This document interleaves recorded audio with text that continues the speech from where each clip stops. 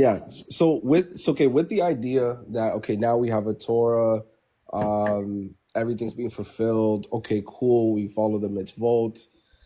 How do you see that in light of God's ontology and prophecy and things like that? Like, do you think that God, like, what, like, I'm guessing what I'm asking is how does this affect free will in this sense? Like, Prophecy? just in general, like future contingents. Does God have knowledge of future contingents? Does He limit Himself regarding? Because I looked into the works of. Do you know who Gersonides is? Yes, Gershonides is the Rabbi Levi ben Gershom. Yes. So, like, I agree with him that God doesn't know the future.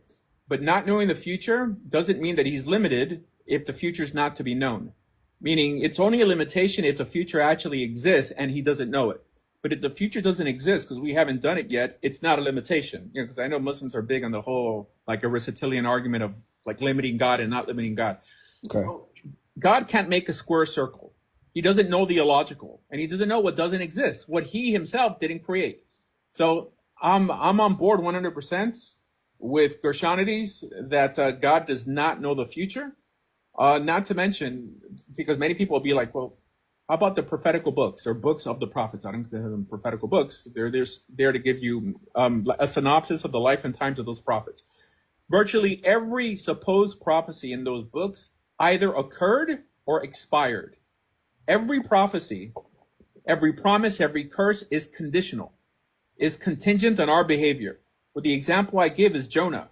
God tells Jonah that he's about to destroy Nineveh. He never tells them to repent, never. But they knew the way the God of Israel functions. Even though it came from the words of the prophet, they repented and God didn't destroy that place.